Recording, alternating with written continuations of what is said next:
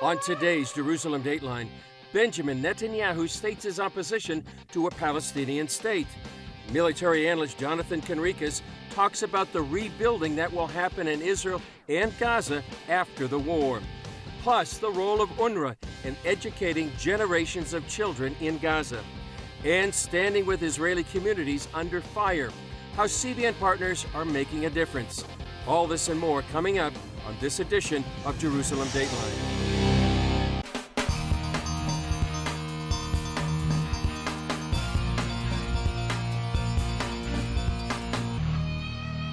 Hello and welcome to Jerusalem Dateline. I'm Chris Mitchell.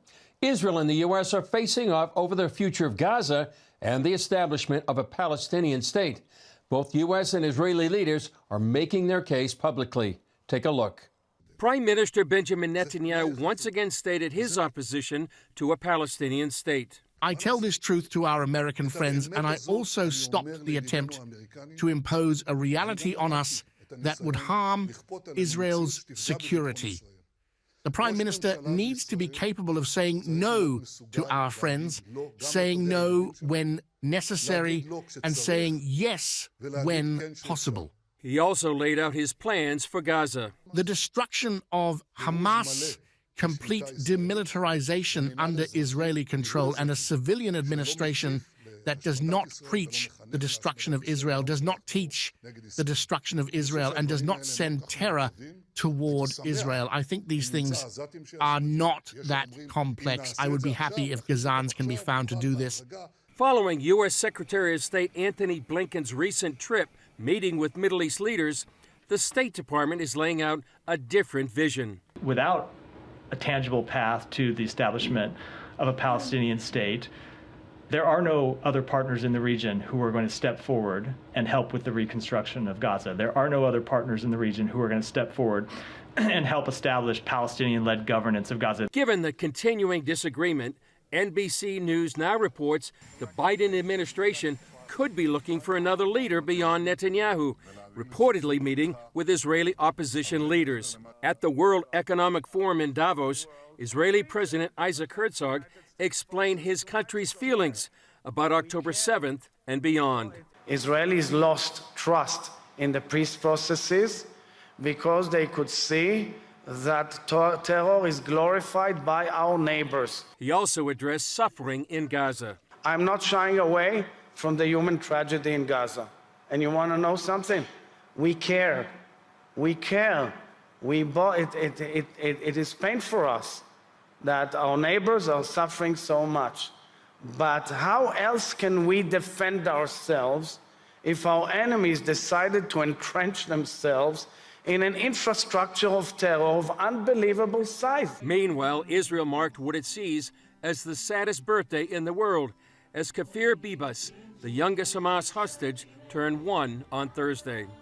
While Israel carries out its mission of eliminating Hamas, fighting is also escalating with Iranian proxies in Lebanon and Yemen. I spoke with military analyst and former IDF spokesman Jonathan Conricus about the latest in the war and where it could be headed. Jonathan Conricus, you were there in the IDF spokesman's office at the beginning of the war, now outside, senior fellow for the Foundation for the Defense of Democracies. Here we are 100 days plus after October 7th. Take us through 2024. What do you see ahead right now? I feel that we are in for a very challenging year.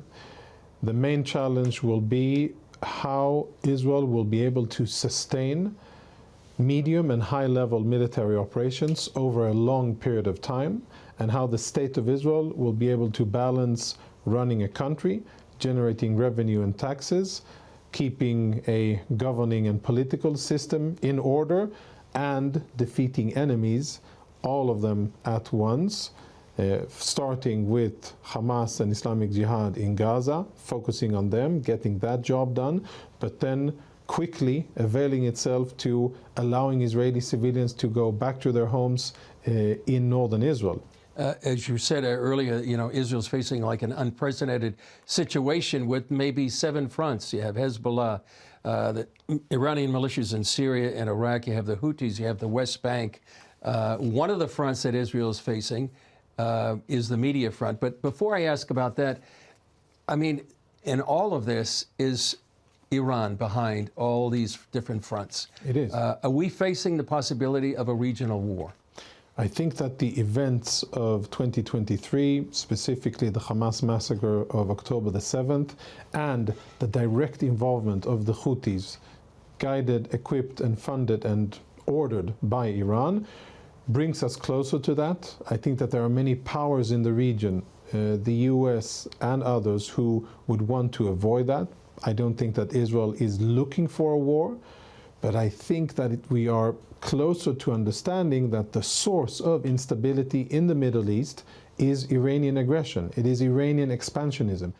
I've been up in the Galilee recently, and a lot of people, and as you've said, about 100,000 Israelis are now internally displaced, cannot go back to the northern border because it's so dangerous. And the people that I've talked to say they don't see any other way than, as they put it, the north opens up. I mean, is it inevitable that Israel will eventually deal with its biggest threat besides Iran? Israel really is trying to prevent that. You know, if you look at events from October the 8th and until today, Hamas has been attacking. Israel has been responding in a very, very measured and, let's say, with a lot of strategic patience. The idea has been, based on the understanding of how severe a threat Hezbollah poses and would pose to Israeli civilians, the idea... it's much greater than Hamas.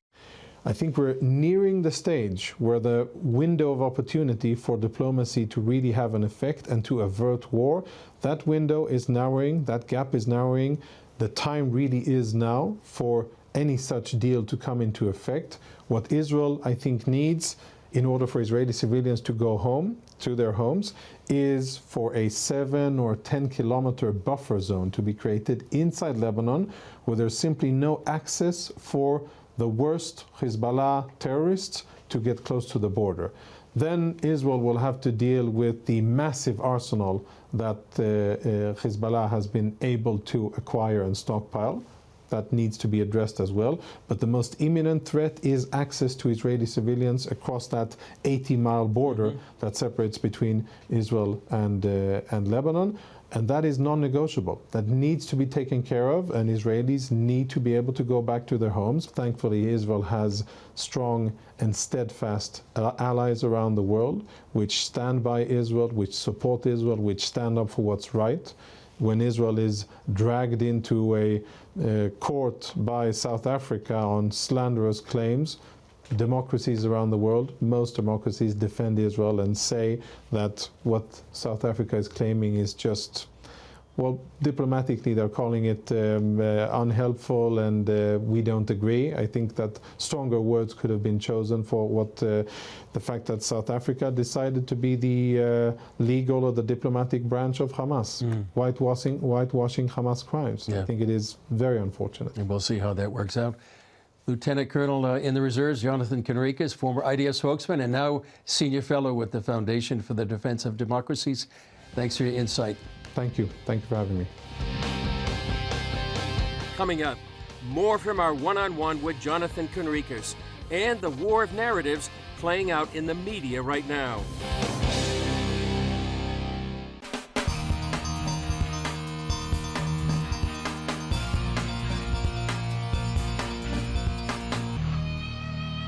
The Israel-Hamas war has rippled across international headlines.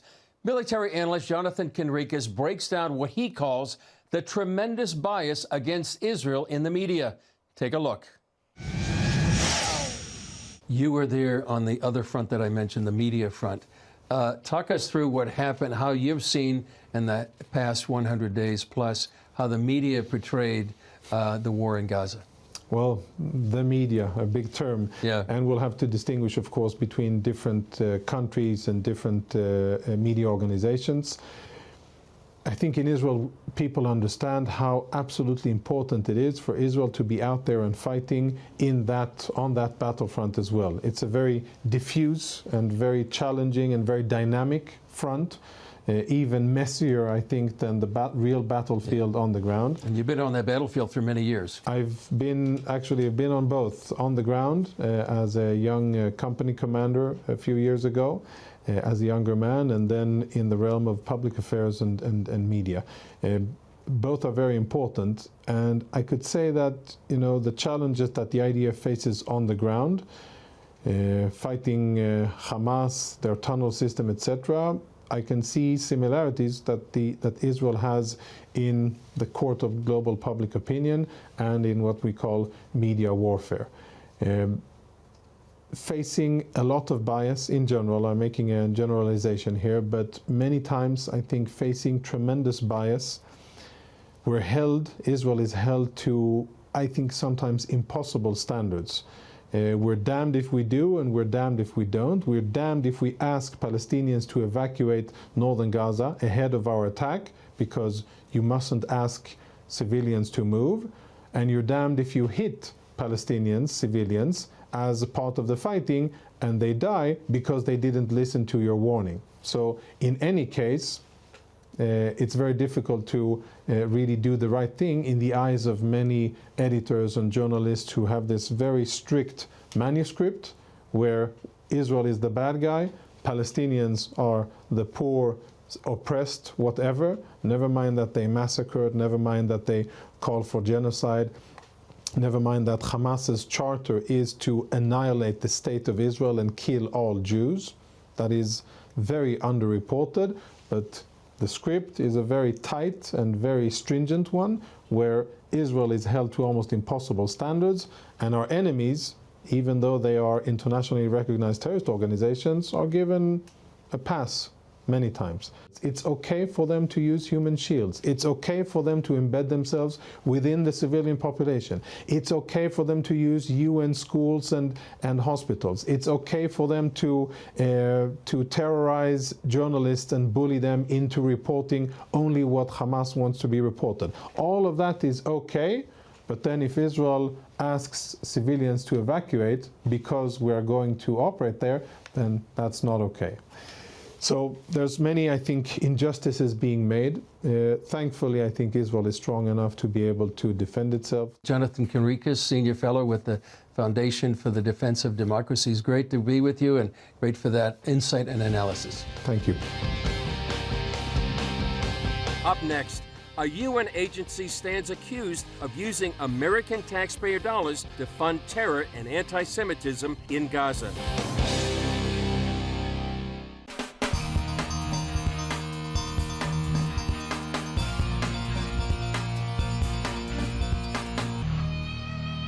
In the U.S., government leaders have accused UNWRA, the UN Relief and Works Agency, of using American tax dollars to fuel hatred and terror against the Jewish state. CBN Middle East correspondent Julie Stahl has that story. After the 7th of October, everything changed, and we have to take down the mosque. Whatever was cannot be in the future. If we want a different future, that we'll be able to live here securely, things must change, and it starts with UNRWA. Knesset member Sharon Haskell created the caucus to reform UNRWA 9 years ago. UNRWA is an organization of the United Nations that is a complete cover-up for Hamas activities. They are inciting and educating children to violence and hatred. They're teaching them martyrdom, how to be child soldiers. That's their education system. It's based on radical Islam. In caring for so-called Palestinian refugees, its website states UNRWA, or the United Nations Relief and Works Agency's services include primary and vocational education, primary health care, relief and social services, and camp improvement. Refugees live in Jordan, Syria, Lebanon, the West Bank, and Gaza Strip. We need to understand that UNRWA is not an organization that provides education and welfare and health care. That's merely the facade. It's an organization that has two deep roles: to ensure that the conflict from 1948 remains an open case, and therefore that there is a permanent question mark on Israel's very existence, creating a generation after generation of Palestinians who believe that one day Israel will not exist. Dr. Anat Wilf says that's why the Palestinians have been kept as refugees, believing that one day they'll win the 1948 war. And she adds, UNRWA relieves Hamas of any humanitarian responsibility. That was confirmed by a senior Hamas member who said the tunnels are meant to protect Hamas from planes, and it's the responsibility of the UN to protect the people. There's a generation that does not know that UNRWA was started in order to undermine the state of Israel. Count Falk Bernadette, who was the first UN mediator, he was upset with the right of the law of return. That law allows Jews worldwide to immigrate to Israel. So he said the Palestinians have to have the right of return, their inalienable right to go back to where they came from in '48, instead of being, absorbed like any other refugee. David Bedin started Israel Behind the News to expose teachings and practices going on inside UN facilities in Gaza and the West Bank. We have been through 1,000 school books used by the Palestinian Authority and UNRWA. We were offered by a prominent rabbi $10,000 for a research grant to find anything for peace. I said, look, I'd like to have your money, but it doesn't exist. It is one system, not for hatred, but for murder. Bedin says although his organization produced 24 films and research projects over the years, people didn't believe it until October 7th. What we filmed along the Gaza border and also in Judea Samaria were children being trained to murder in their summer camps, kidnappings, rapes, firing on IDF vehicles, etc. Now they're listening. Knesset member Simcha Rotman says Israel is stuck with UNRWA and will need to take care of it. But the fact that countries that object to terror, that do not see any reason and would look in a very harsh way, and anyone who will try to educate people to murder their own children in a school system should look the same on UNRWA. He says UNRWA funding needs to stop. So the fact that UNRWA gets money from the US, from other countries, as a donation, and this money supports terror, actively supports terror, needs to stop. There is no excuse for educating for terror. There is no excuse for facilitating the next October 7th. Wilf says, unfortunately, Israel cooperated with UNRWA for years, thinking it was a moderating force. Israel has to do a 180 and declare quite clearly that it will no longer cooperate with UNRWA. UNRWA provides no benefit, and no country that is a friend of Israel should give any money to UNRWA. The United Nations is a hornet's nest of Jew hatred, is a hornet's nest of deception, is a hornet's nest of terror-supporting policies and organizations. Dan Diker of the Jerusalem Center for Public Affairs says Gaza has become a forward base for the Iranian regime. Today, it's the Iranian regime that is mobilizing UNRWA with its Hamas proxy to incite to the murdering of Jews and Israelis, to carry out acts of terror. They have sanctified as a strategic objective the destruction of Israel from within UNRWA compounds and organizations within Gaza. Diker says an international body led by the U.S. should be formed to supervise UNRWA donations until it can be dissolved and responsibility given to local Palestinians. Though they have different ideas about how to deal with UNRWA, experts agree that whether UNRWA is dissolved immediately or over time, it's clear that changes will have to be made. Julie Stahl, CBN News, Jerusalem. Julie Stahl and I continue discussing UNRWA in our studio and its far-reaching effect on dynamics in the Middle East. Julia, that's a powerful story on UNRWA. We've done stories on UNRWA for many years and interviewed David Bedin, who's sort of been like a voice in the wilderness for many years, reporting on UNRWA, and many people haven't been paying attention. And now they are because of what's happening in Gaza. Yeah, they are. October 7th was it was like this perfect picture of what happens when decade after decade you educate children, you send them to summer camps where they learn how to use weapons and they learn to hate the Jews, not only hate the Jews, but kill the Jews. What do you expect? Generation after generation, they've learned this. And I'm not saying that they're not responsible for what they're learning, but it's pretty serious. Has it been a surprise to you and others that after the war, during the war, we've found so much complicity between UNRWA and Hamas? I can't say I was really surprised, but yeah, I think it really brings it forward, and if we think about how it's funded by the West. It's your tax dollars. In 2022, the U.S. was the single largest donor to UNRWA, $344 million. It's like, excuse me, but those are your tax dollars. You're actually paying for Hamas to learn to kill Jews. That's a problem. And I think, with this day after scenario and the U.S. pushing for UNRWA to be part of the equation of the solution, well, something needs to happen with UNRWA if that's going to be the case. And it was the Trump administration that cut funding to UNRWA, and then the Biden administration reinstituted that. They did. They resumed it. And like we said, it's a lot of money. And a lot of it goes, salaries to the terrorists, salaries to or Hamas members, if you want to just call them that. But, this is all like propagating the hatred, the murder, the theology, if you want to call it that Israel does not belong here. The Jews do not belong here. We want to get rid of the Jews, finish with it. And it's maybe nothing new under the sun, but this is the latest iteration of this horrible anti-Semitism. Yeah, and we saw that in full bloom there on October 7th. But it's not just in Gaza. It's also in the West Bank. You were there on the ground in Jenin, and tell us what you saw there.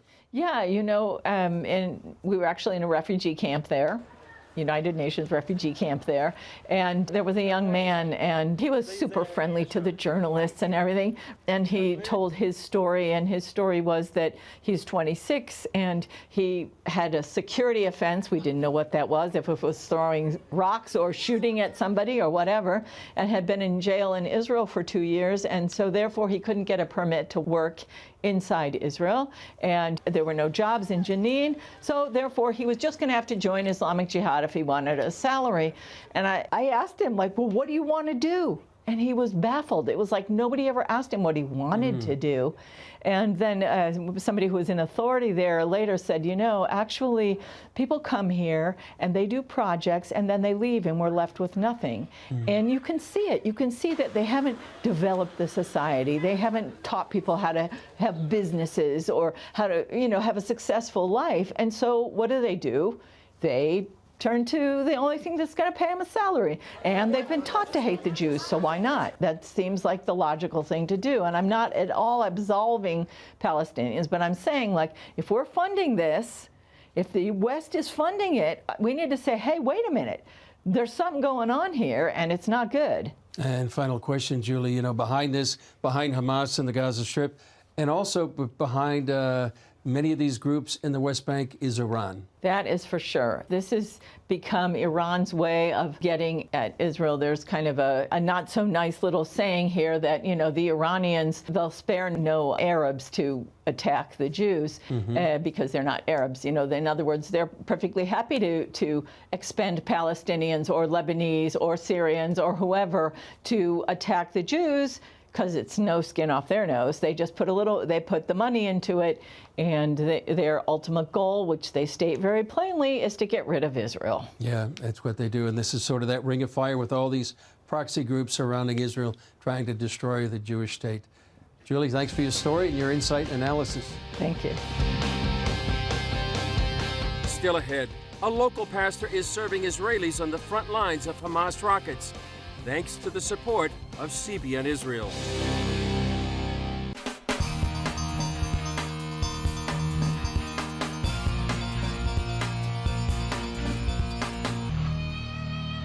Israelis spend every day facing the threat of rockets from Gaza. CBN Israel is on the ground helping families regain a sense of normalcy during the war. CBN Israel is in Sderot, which is a city in southern Israel that for the past 20 years has come under a constant rocket bombardment. We spoke with Pastor Michael Biener of City of Life Ministries. After October 7th, most of the city's residents evacuated. Michael and his congregation are working hard to help those who remained. In year 2001, when the terrorists from Gaza start to send rockets daily, they proclaim that we want to do the city of Sderot, city of death. And somebody write on the first ejection in the city of Sderot, city of death. And we said, okay, the name of our congregation will be City of Life, because we want to proclaim blessing instead cursing, life instead death, helping with food, personal helping, psychological support that is so important in such a city as Sderot, so traumatized families, children, parents.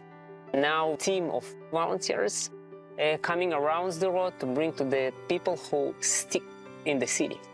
Today we're delivering to 120 families. You literally don't leave your bomb shelter. Going to the grocery shop is risking your life. So one of the projects that we decided to do was say, okay, let's provide food, but not just cans or stuff like that. You can actually cook a hot, normal meal with chicken and potatoes and vegetables and all fresh. All the stuff that people are used to eating every day, and it's just normal and taken for granted. The people who still stay in the road, they lose their help what they have in the ordinary life. How they feel they're not alone. Somebody came who really loved them as a Messianics or a Christians. And now we continue also with your help, guys. Thank you for holding our hands. And also part of this work, this is you, because you help us. It's so important for us during the years. You're faithful. Well, that's all for this edition of Jerusalem Dateline. Thanks for joining us. Remember, you can follow us on social media and access CBN content through our CBN News and other CBN apps. And remember to continue to pray for the safety of IDF soldiers, all those caught in harm's way, and for the safe return of all the hostages. I'm Chris Mitchell. We'll see you next time on Jerusalem Dateline.